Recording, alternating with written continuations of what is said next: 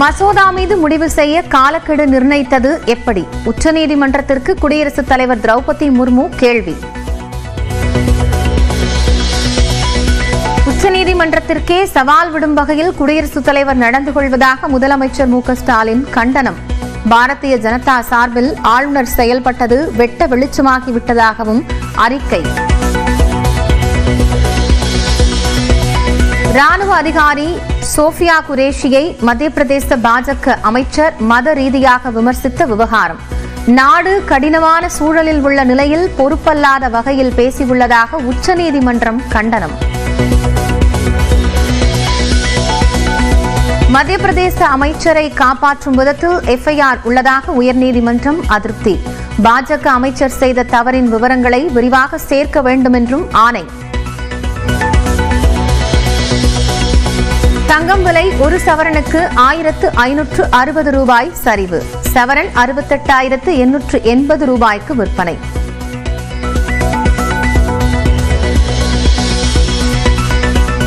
கிருஷ்ணகிரி, தர்மபுரி, திருப்பத்தூர், வேலூர் மாவட்டங்களில் இன்று கனமழை பெய்ய வாய்ப்பு.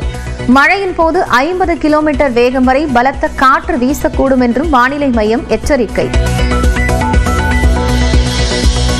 உதகையில் மலர் கண்காட்சியை தொடங்கி வைத்தார் முதலமைச்சர் மு க ஸ்டாலின். மலர்களால் உருவாக்கப்பட்ட அரியணையில் அமர்ந்து புகைப்படம் எடுத்துக் கொண்டார்.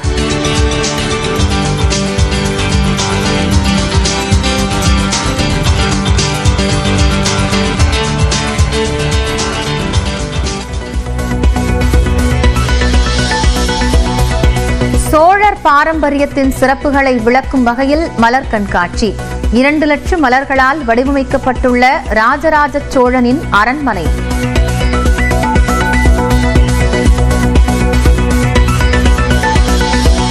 திண்டிவனம் தைலாபுரம் தோட்டத்தில் நாளை பாமக மாவட்ட செயலாளர்கள் கூட்டம். காலை 10 மணிக்கு நடைபெறும் என கட்சியின் நிறுவனர் ராமதாஸ் அறிவிப்பு. பாஜகவுடன் கூட்டணி இல்லை என்பது 100% உறுதி. தாவேக தகவல் தொழில்நுட்ப பிரிவு துணை பொதுச் செயலாளர் நிர்மல்குமார் பேட்டி. பிஜேபியுடன் கூட்டணி இல்லைங்கிறது உறுதி. அதுல கண்டிப்பாக 100% உறுதி. ஏன்னா இது ஏற்கனவே மாநாட்டில் என்ன கொள்கைகள் சம்பந்தமா என்ன குறிப்பிட்டாங்களோ அதே தான் தொடரும்.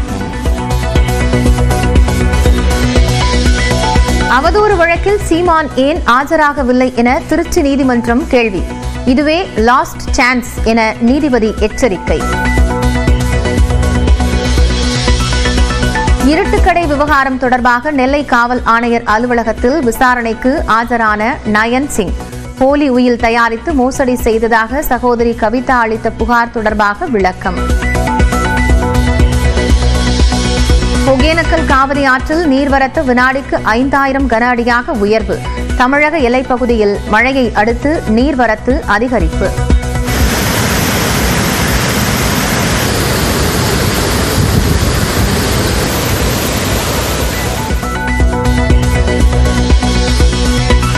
மதுரையில் சித்திரை திருவிழாவை முடித்துக்கொண்டு கோயிலுக்கு புறப்பட்டார் கள்ளழகர். பல்லாயிரம் பக்தர்கள் திரண்டு வந்து வழி அனுப்பினர்.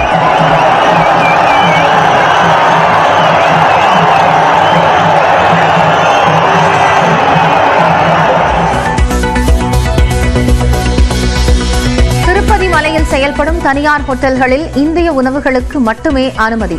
வேலை செய்பவர்கள் தெலுங்கு சம்பிரதாயத்தை பிரதிபலிக்கும் வகையில் ஆடை அணியவும் ஆணை.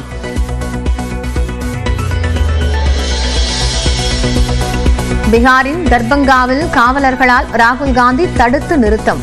மாணவர்களை சந்தித்து உரையாட சென்றபோது தடுக்கப்பட்டார். ஆப்பிள் ஐபோன் தொழிற்சாலையில் இந்தியாவில் அமைக்க வேண்டாம். ஆப்பிள் நிறுவன சிஇஓ டிம் குக்கிடம் அமெரிக்க அதிபர் டிரம்ப் அறிவுறுத்தல். துருக்கி பொருட்களை இந்தியர்கள் புறக்கணிக்க வேண்டும் என்ற கோரிக்கை வலுத்து வருவது அந்நாட்டிற்கு பெரும் பின்னடைவை ஏற்படுத்தியிருக்கிறது. அங்கிருந்து வரும் ஆப்பிள்களை இந்திய வர்த்தகர்கள் திருப்பி அனுப்ப தொடங்கியிருக்கிறார்கள்.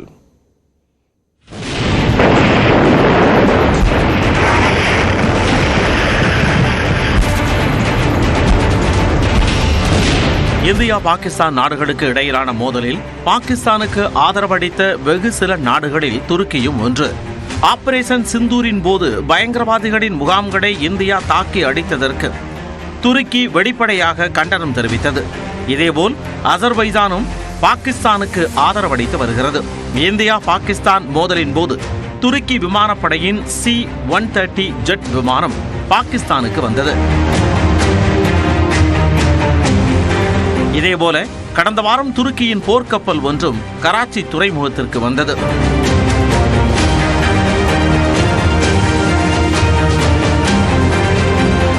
கடந்த வியாழக்கிழமை இந்தியாவின் பல்வேறு நகரங்களை தாக்க பாகிஸ்தான் பயன்படுத்திய 300-400 ட்ரோன்கள் துருக்கி நாட்டைச் சேர்ந்தவை என இந்திய ராணுவம் கூறியது.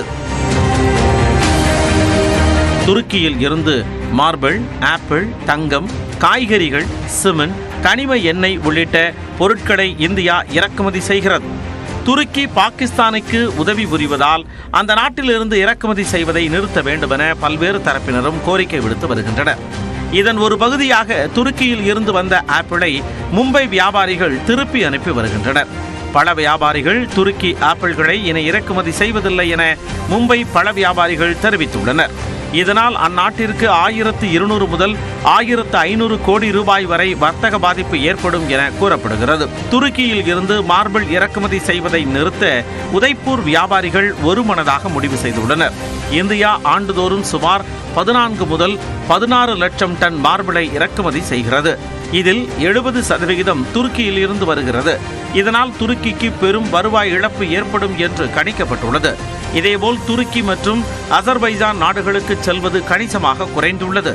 இந்த இரு நாடுகளுக்குமான முன்பதிவுகள் 60% குறைந்துள்ளன. அதே நேரத்தில் பயணங்களை ரத்து செய்வது 250% அதிகரித்துள்ளது. அசர்பைஜான் மற்றும் துருக்கிக்கான நாடுகளுக்கான அத்தியாவசியமற்ற பயணங்களை தவிர்க்க வேண்டுமென சுற்றுலா நிறுவனங்கள் மக்களை கேட்டுக்கொண்டுள்ளன. துருக்கியில் தற்பொழுது 3000 இந்தியர்கள் வசித்து வருகின்றனர். இதில் 200 மாணவர்களும் அடங்குவர். அசர்பைஜானில் 1500 இந்தியர்கள் வசித்து வருகின்றனர். இதனிடையே துருக்கியின் இனோனு பல்கலைக்கழகத்துடன் டெல்லி ஜவஹர்லால் நேரு பல்கலைக்கழகம் மேற்கொண்டிருந்த ஒப்பந்தம் ரத்து செய்யப்பட்டுள்ளது. தேசிய பாதுகாப்பிற்கு அச்சுறுத்தல் ஏற்பட்டுள்ளதால் ஒப்பந்தம் ரத்து செய்யப்படுவதாக ஜவஹர்லால் நேரு பல்கலைக்கழகம் குறிப்பிட்டுள்ளது. மசோதாக்கள் மீது தான் முடிவெடுக்க காலக்கெடு நிர்ணயிக்க முடியுமா என உச்சநீதிமன்றத்திடம் விளக்கம் கோரியுள்ள குடியரசுத் தலைவர் திரௌபதி முர்மு 14 கேள்விகளை முன்வைத்துள்ளார். தமிழ்நாடு சட்டப்பேரவையில் நிறைவேற்றப்பட்ட மசோதாக்களை ஆளுநர் கிடப்பில் போட்டது தொடர்பான வழக்கை விசாரித்த உச்சநீதிமன்றம் மசோதாக்கள் மீது ஆளுநர் 1 மாதத்திற்குள்ளும் குடியரசுத் தலைவர் 3 மாதத்திற்குள்ளும் முடிவெடுக்க காலக்கெடு நிர்ணயித்து உத்தரவிட்டது. இந்த உத்தரவு வரலாற்று சிறப்புமிக்கதாக கருதப்பட்ட நிலையில் அரசியல் சாசன விளக்கம் தேவைப்பட்டால் உச்சநீதிமன்றத்தின் கருத்தை கேட்கலாம் என்றும் தீர்ப்பில் குறிப்பிடப்பட்டிருந்தது. இந்நிலையில் சட்டம் தொடர்பான சந்தேகங்கள் எழும்போது உச்சநீதிமன்றத்திடம் விளக்கம் கேட்கும் அரசியலமைப்பு சட்டப்பிரிவு 143 கீழ் குடியரசுத் தலைவர் திரௌபதி முர்மு 14 கேள்விகளை முன்வைத்துள்ளார். அதில் அரசியலமைப்பு சட்டப்பிரிவு 200 கீழ் மசோதாக்கள் மீது முடிவெடுக்க ஆளுநருக்கு என்னென்ன அதிகாரங்கள் வழங்கப்பட்டுள்ளன என்று வினவியுள்ளார். அனைத்து வகையான அதிகாரங்களை பொறுத்தவரையில் அரசின் ஆலோசனைக்கு ஆளுநர் கட்டுப்பட்டவரா என்றும் குடியரசுத் தலைவர் கேள்வி எழுப்பியுள்ளார். மசோதாக்கள் மீது முடிவெடுக்க குடியரசுத் தலைவர் மற்றும் ஆளுநருக்கு அரசியலமைப்பு சட்டப்பிரிவில் வழங்கப்பட்டுள்ள அனைத்து வாய்ப்புகளுக்கும் உச்சநீதிமன்றம் காலக்கெடுவை நிர்ணயிக்க முடியுமா என வினவியுள்ளார்.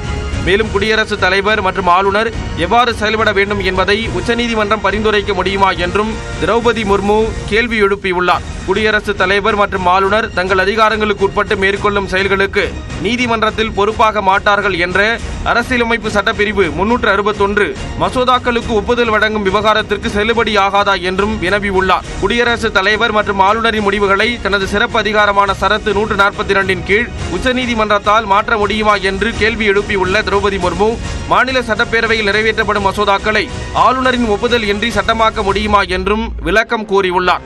மேலும் உச்சநீதிமன்றத்தின் சிறப்பு அதிகாரமான 142 தற்போதைய சட்டத்தை நடைமுறைப்படுத்துவதற்கு மட்டுமா அல்லது ஏற்கனவே அரசியலமைப்பின்படி உள்ள நடைமுறைக்கு முரணான உத்தரவை பிறப்பிக்கவும் பயன்படுத்த முடியுமா என்று அவர் வினவியுள்ளார்.